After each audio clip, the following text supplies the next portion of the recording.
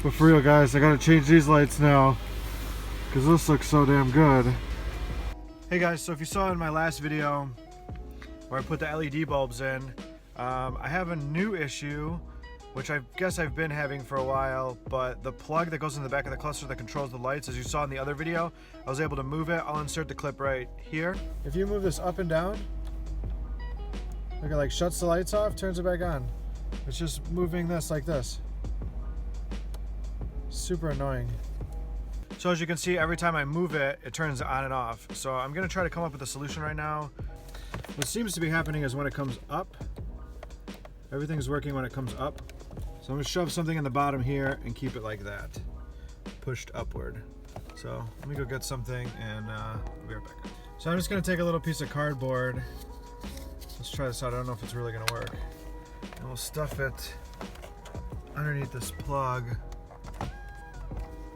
Something like that. And the light is working. The lights are working, as you can see.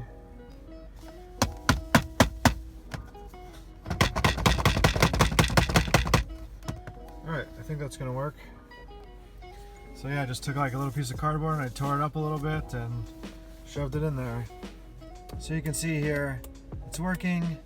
I don't know for how long. These lights are all on.